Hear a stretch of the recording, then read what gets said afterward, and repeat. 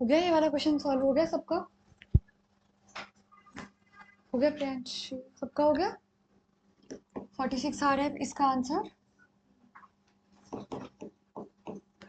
ठीक है, चलो ये वाला क्वेश्चन सॉल्व करो।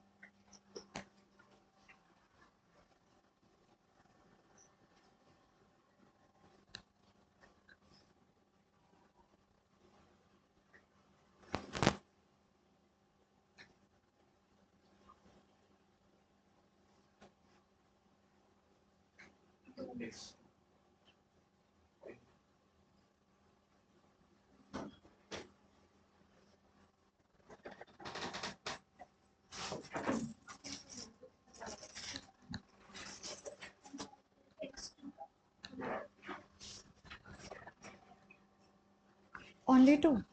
एक ही वैल्यू आ रही है एक्स की? एक्स स्क्वायर नहीं है, क्वाड्रेटिक इक्वेशन नहीं बन रही है। ठीक है,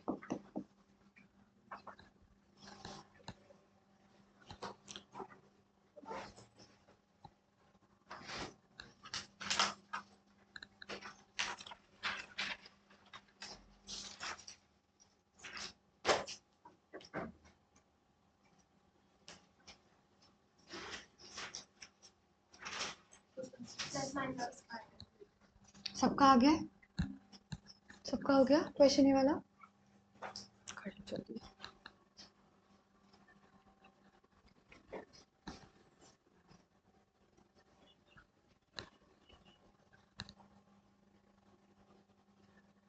हो गया शिवम? ठीक है, ओके। अब हम नया कॉन्सेप्ट स्टार्ट कर रहे हैं, that is area of a triangle using determinants.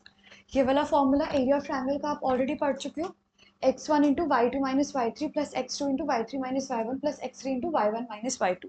ये आप लोग ऑलरेडी प्रीवियस क्लासेस में पढ़ चुके हैं वाला फॉर्मूला। अब आप इसी चीज़ को ना हम डिटर्मिनेंट्स में डाल रहे हैं, ठीक है? ये इसको मत देखो, डिटर्मिनेंट्स में कैसे डाल रहे हैं। Now the area of a triangle will be equal to half x1, column one में x1, x2, x3, column to में y1, y2 एंड y3, और कॉलम थ्री में 1, 1 एंड 1 आएगा।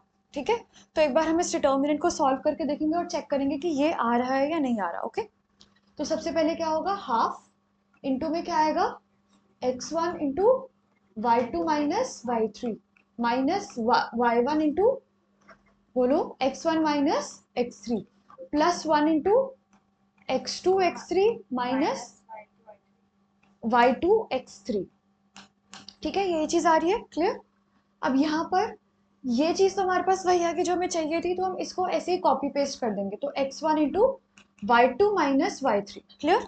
अब बस हम इस पूरे को ओपन करेंगे। ओके, तो ये क्या होगा, minus y one into x two plus y one into x three plus x two into y three minus x three into y to.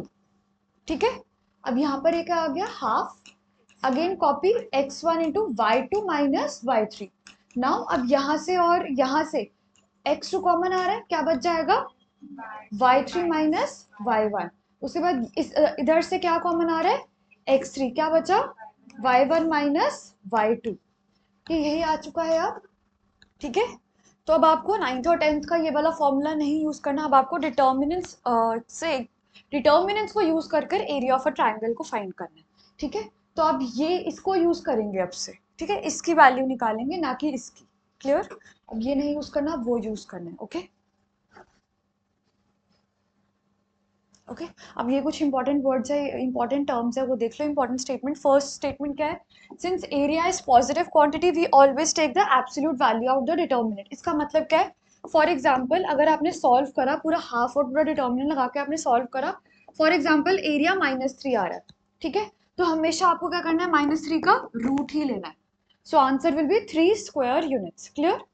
Second, if area is given use both positive and negative value of the determinant. ठीक है, यानी कि इसका मतलब क्या है, देखो simple सी बात है, एरिया आपका अगर 3 आ रहा है तो हो सकता है वो पॉजिटिव 3 का मॉड्यूलस हो, या फिर हो सकता है वो -3 का मॉड्यूलस हो।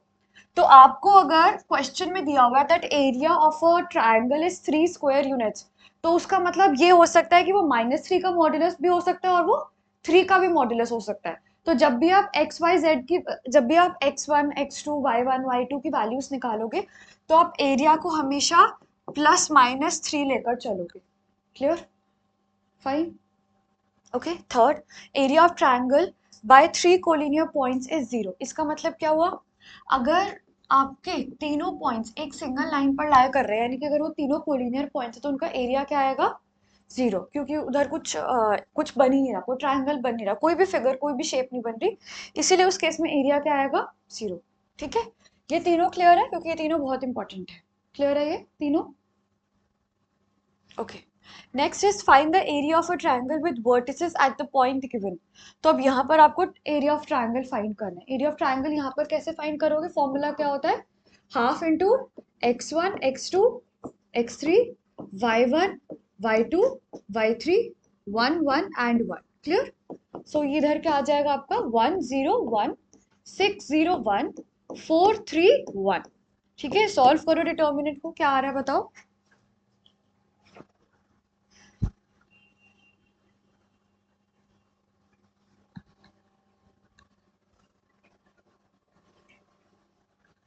15/2 स्क्वायर यूनिट्स। 15/2 square units. ठीक है, सो आंसर आ रहा है 15/2 square units. So this is the area of the this particular triangle. Clear है ये? सबने कर लिया? Okay. Next question says that show that the points are collinear. Collinear का मतलब क्या है? कि इनका एरिया क्या आना चाहिए? 0। सो एरिया ऑफ ट्रायंगल 0 बनना चाहिए। इसका मतलब हाफ इंटू डिटर्मिनेंट में क्या आएगा? a b plus c 1 b c plus a 1 c a plus b 1। ठीक है, इसको क्या प्रूफ करना? This should come 0। सॉल्व करो, देखो क्या आ रहा है।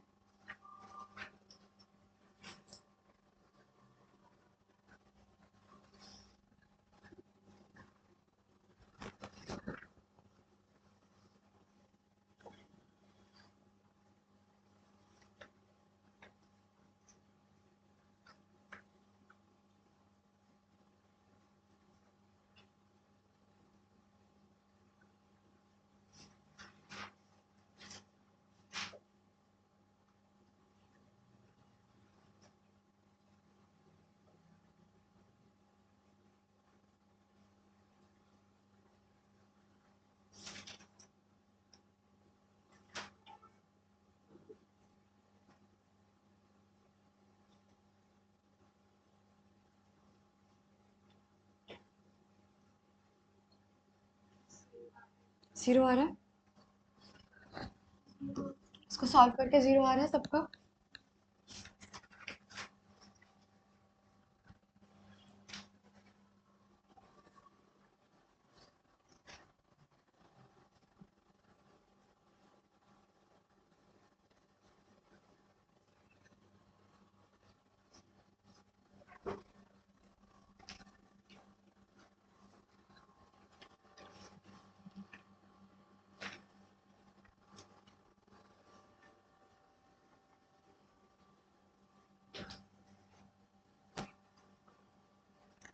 डिटर्मिनेंट है तो ऐसे डालो ना, ये तो मैट्रिक्स बन गया।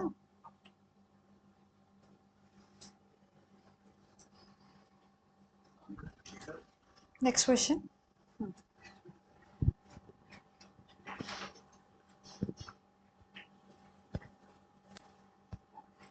ये क्या हो रहा है? ओह ओके, अच्छा अभी आप धीरे धीरे कर रहे हो। ठीक है, करो। दो वैल्यूज आएंगी, के की दो वैल्यूज आएंगी। क्यों? क्योंकि इधर आपको दिया हुआ है ना आपको दिया हुआ है 4 स्क्वायर यूनिट्स। तो 4 स्क्वायर यूनिट्स आपको पहले बोला था कि अगर एरिया दिया होगा तो उसको आपको -4 भी लेट करना है और 4 भी लेट करना है। ठीक है, 8 और 0, बिल्कुल ठीक।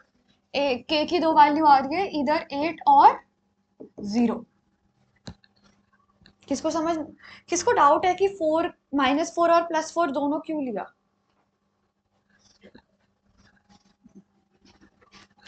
देखो, फॉर एग्जाम्पल हमने यहाँ पर आरुष डिटर्मिनेंट सॉल्व करा। ओके, मॉड्यूलस लिया मैंने एरिया का, नहीं लिया ना अभी मॉड्यूलस, तो मेरा आंसर -3 आ सकता है। मतलब डिटर्मिनेंट तो सॉल्व करना, डिटर्मिनेंट तो नेगेटिव आ सकता है ना, डिटर्मिनेंट नेगेटिव आ गया। अब सिंस ये एरिया है तो फिर मैंने इसका मॉड लिया, समझे। अब यहाँ पर दिया हुआ है 4 स्क्वायर यूनिट्स, क्लियर।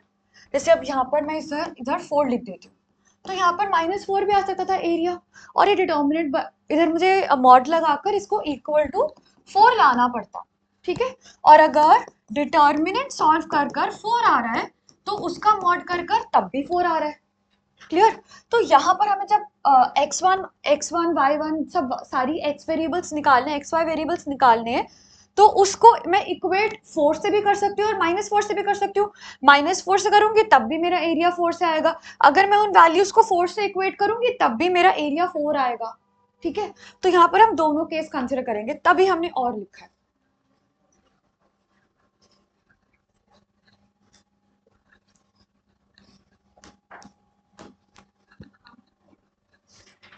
हो गया, दोनों वैल्यूज आ रही है।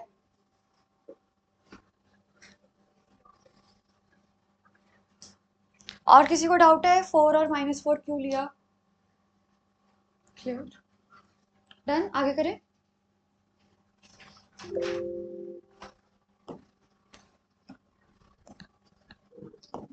ओके, एक बार ये क्वेश्चन ध्यान से पढ़ना। Find the equation of a line joining x 3,1 and 9,3, ठीक है। इक्वेशन ऑफ द लाइन अगर गिवन है तो इसका मतलब हमें क्या चाहिए, x और y चाहिए, क्लियर है। और एरिया ऑफ ट्राइंगल को ही यूज कर कर हम यूजिंग डिटर्मिनेंट्स, हम डिटर्मिनेंट से यूज करेंगे। और डिटर्मिनेंट में अभी हमारा टॉपिक क्या ही चल रहा है, एरिया ऑफ ट्राइंगल ही चल रहा है हमारा टॉपिक।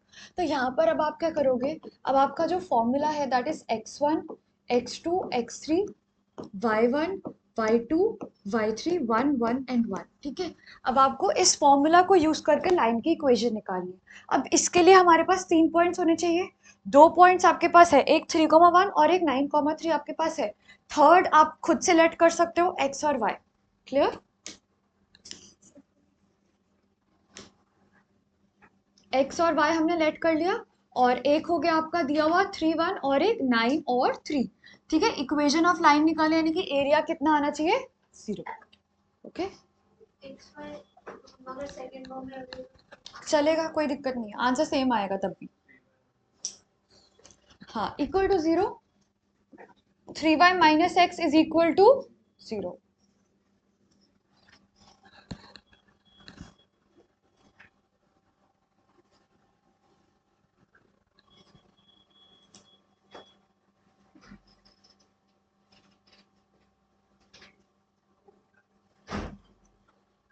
इधर प्रैक्टिस करनी है कि ये बार बार ना लिखना पड़े, ठीक है।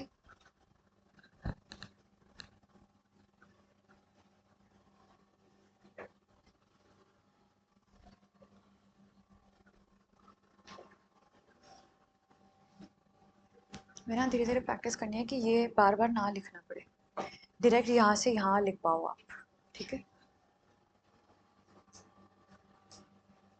अभी डिटर्मिनेंट सॉल्व करने में दिक्कत आती है तो आप बना के कर लो ना, 2 + 2 का बना के कर लो।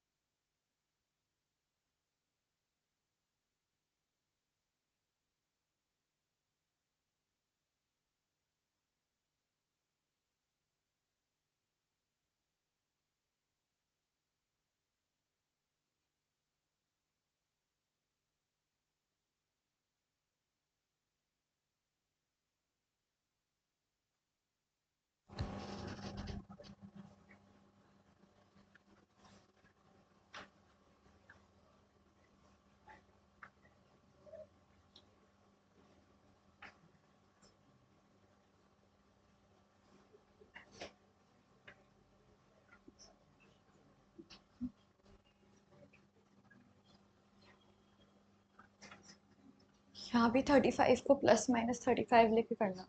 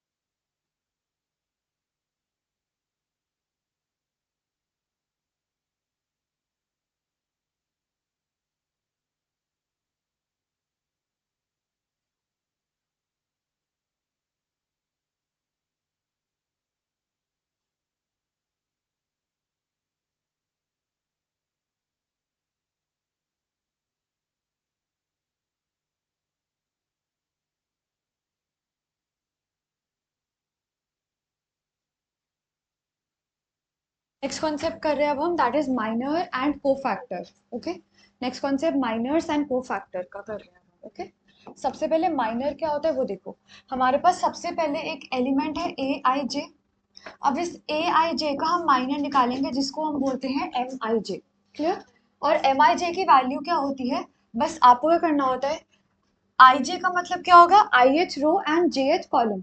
तो बस एम आई जे को निकालने के लिए आपको आई एच रो और जे एच कॉलम को हाइड करना है, बचा हुआ डिटर्मिनेंट की वैल्यू निकालनी है। फॉर एग्जाम्पल यहाँ पर आपको M23 की वैल्यू निकालनी है। M23 का मतलब second row and third column. तो सिर्फ सेकेंड रो और थर्ड कॉलम को हाइड करोगे और अब हमारे पास क्या बच जाएगा, 1 2 4 एंड -1। सिर्फ इसकी वैल्यू निकालनी है। तो ये कितना आ रहा है, -1 -8 विच इज -9। तो ये हो जाएगा M23 की वैल्यू। क्लियर? उसी तरह से अगर आपको बोला जाता है फाइंड M32 का मतलब क्या होगा, हाइड करो थर्ड रो और सेकंड कॉलम को हाइड करो। Third row and second column को हाइड करो, क्या बचा, 1332। कितना आ रहा है? क्लियर? सो ये होता है माइनर का कॉन्सेप्ट। माइनर क्लियर है? फाइन। अब नेक्स्ट इसमें आता है कोफैक्टर क्या होता है। जैसे हमारा एलिमेंट है ए आई जे, उसका हम फाइंड करते हैं एम आई जे यानी कि माइनर, और माइनर की हेल्प से हम फाइंड करते हैं कोफैक्टर। अब जो कोफैक्टर होता है वो आपका सी आई जे भी लिखा जाता है, या फिर कई जगह आप देखोगे ए आई जे भी लिखा जाता है। तो सी आई जे और ए आई जे दोनों ही क्या होते हैं, कोफैक्टर्स होते हैं। ठीक है, तो जो एलिमेंट है वो हमेशा स्मॉल लेटर से डिनोट करोगे, और माइनर्स एंड कोफैक्टर को आप हमेशा कैपिटल लेटर से डिनोट करते हैं। ठीक है, और सी आई जे की वैल्यू क्या होती है, इट इज बेसिकली पहले आपको एम आई जे लिखना है। क्लियर?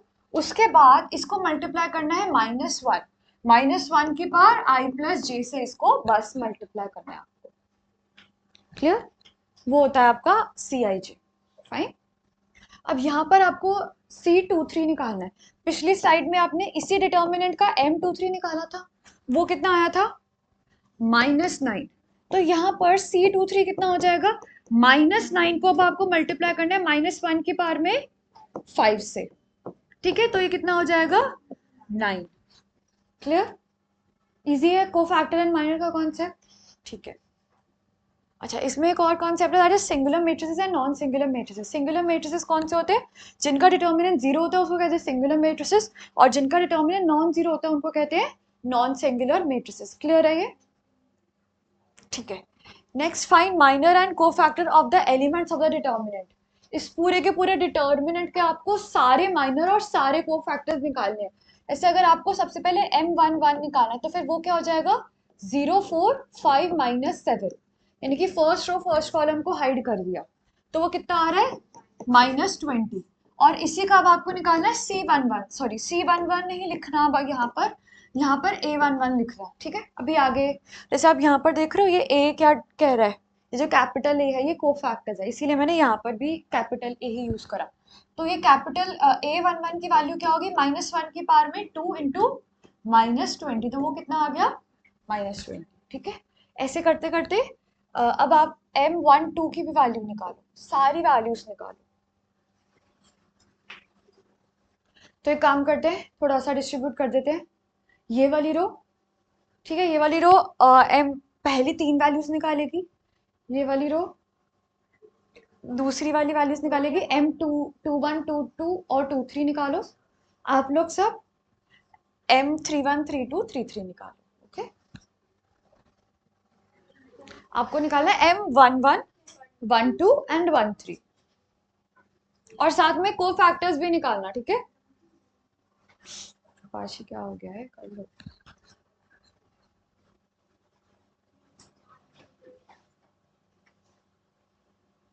डाउट है अर्नव, करो।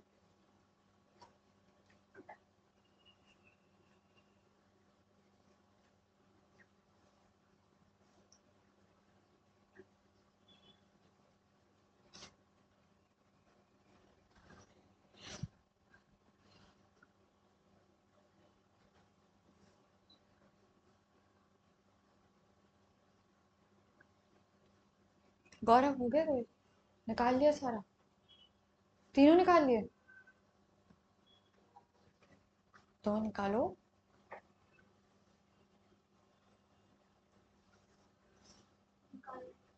तीनों निकाल लिए, और मतलब 6 चीजें निकाल ली, माइनर और को फैक्टर भी निकाल लिए, उनके को फैक्टर भी तो निकालने हैं ना,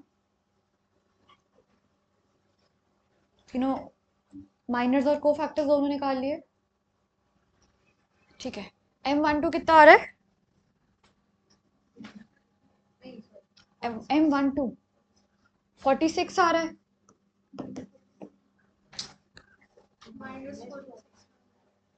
बताओ शिवम मंशा, -46 आ रहा है, और A12 कितना आ जाएगा फिर 46, ठीक है।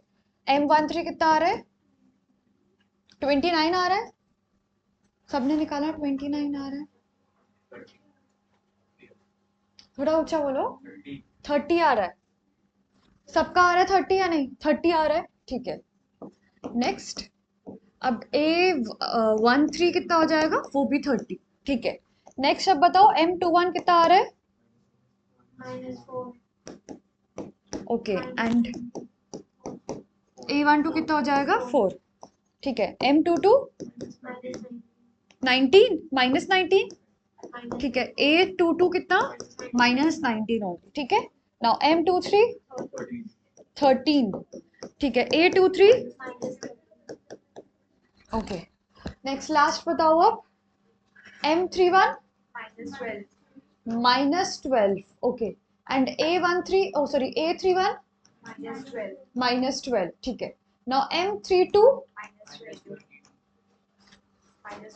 -22 आ रहा है, -22, ठीक है। और A32 okay, M33 okay, and A33 18, clear. आगे बोला गया है वेरीफाई दिस, A11 कितना है 2 और A31 कितना है? A31 कितना है? -12, ठीक है, प्लस A12 कितना है?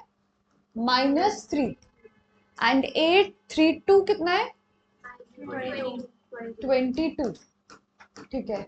A13 5 एंड A33 18, ठीक है। नाउ -2 इंटू -12, ठीक है, माइनस प्लस, ठीक है। करना सॉल्व, कितना आ रहा है? 0 आ रहा है। वेरीफाई हो गया। अब एक काम करो, इसका डिटर्मिनेंट निकालो, इसका डिटर्मिनेंट निकालो जल्दी से।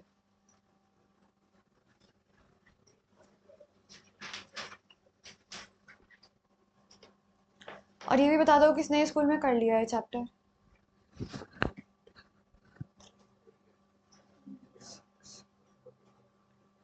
अरे जिसको समझ आ गया है, थोड़ा थोड़ा 50-50 भी समझ आ गया, वो बताओ।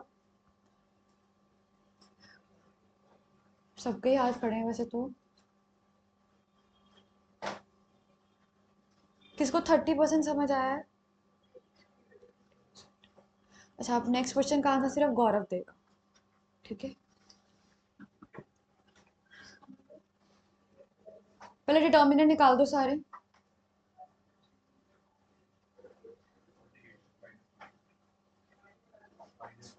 -48 आ रहा है, बाकी सब बताओ -48 आ रहा है या नहीं?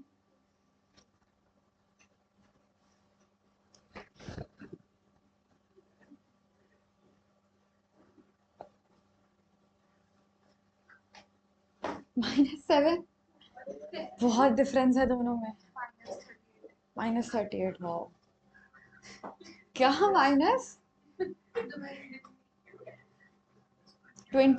-28?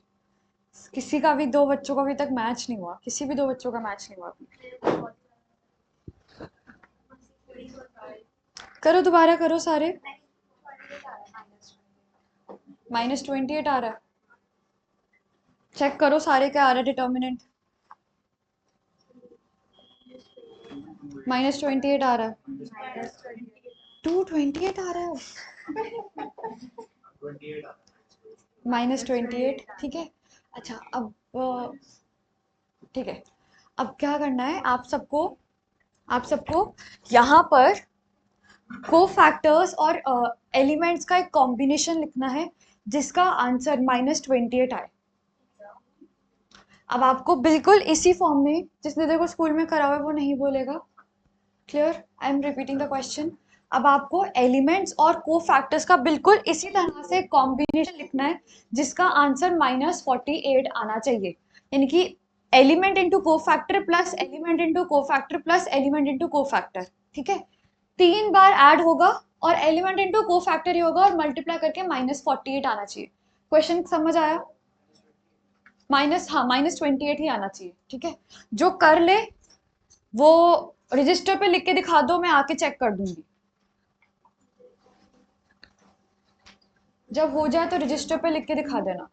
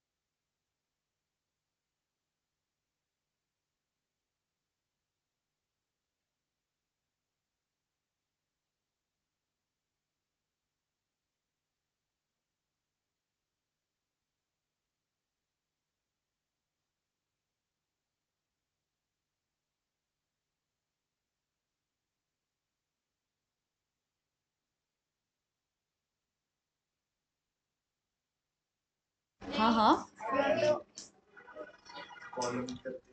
देखो इसका तरीका बता देती हूँ क्या होता है। जब भी आपको इसका डिटर्मिनेंट निकालना है, ए का डिटर्मिनेंट निकालना है, ए का डिटर्मिनेंट हमेशा क्या होता है, आप कोई भी एक पर्टिकुलर रो लोगे, कृपाशी समझ लो ना, आप कोई भी एक पर्टिकुलर रो लोगे, क्लियर, कोई भी एक पर्टिकुलर रो लेनी है आपको, कोई भी ले सकते हो आप चाहो तो सेकंड रो ले लो, दैट इज उसके एलिमेंट्स क्या होंगे, A21 A22 एंड A23, ठीक है। अब आपको इनको इन्हीं के कोफैक्टर से मल्टीप्लाई करना है, यानी कि A21 plus A22 and A23, तो आंसर हमेशा क्या आएगा, -28 ही आएगा, क्लियर। तो यानी कि यहाँ पर आप इसके बजाय आप फर्स्ट रो के रिस्पेक्ट में भी करोगे तब भी -28 आएगा, और थर्ड रो के रिस्पेक्ट में करोगे तब भी आंसर -28 ही आने वाला है, क्लियर है। इसका आंसर क्या होगा, अभी करा आपने,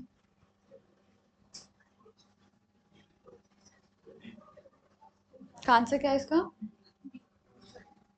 डी है ना आंसर, बी में आखिरी वाला कोफैक्टर चेंज्ड है, ठीक है। अभी टाइम है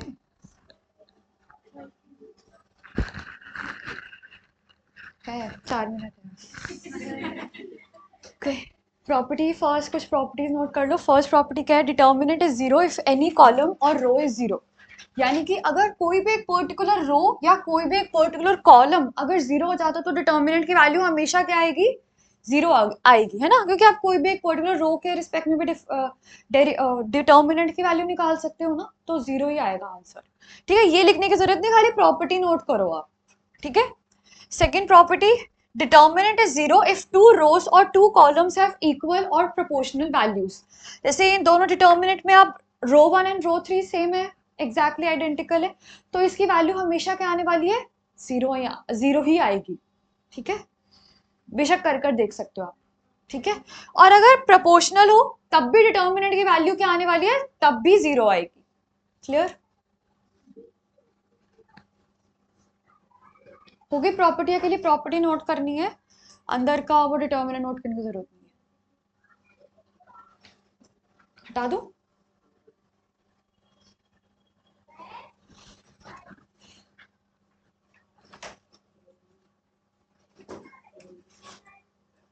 done, okay. Property number 3, property number 3 क्या कह रही है, the value of determinant changes by a minus sign if we exchange any two rows और एनी टू कॉलम्स। इसका मतलब क्या है कि ये आपका डिटर्मिनेंट है, यहाँ पर अगर हम कोई भी दो रोज को इंटरचेंज कर देते हैं ना, यानी कि जैसे यहाँ पर उन्होंने किसको इंटरचेंज कर रखा है, रो 1 और रो 2 को, यहाँ से यहाँ पर इंटरचेंज कर दिया, तो हमेशा दोनों को इक्वल होने के लिए साथ में उसके क्या आना चाहिए, एक माइनस का साइन, ठीक है। अब यहाँ पर हमने पहले रो 1 और रो 2 को इंटरचेंज करा तो एक माइनस का साइन आया, तो अगर आप इसके बाद रो 1 और कॉलम 1 और कॉलम 2 को इंटरचेंज करते हो तो दोबारा से माइनस का साइन आएगा, तो वो प्लस हो जाएगा डिटर्मिनेंट, ठीक है। हाँ कहीं पे भी आ सकता है, वहां पर हमने क्या मॉड तो ले ही रहे ना हम वहां पर, ठीक है, तो वो फर्क नहीं पड़ेगा वहां पर,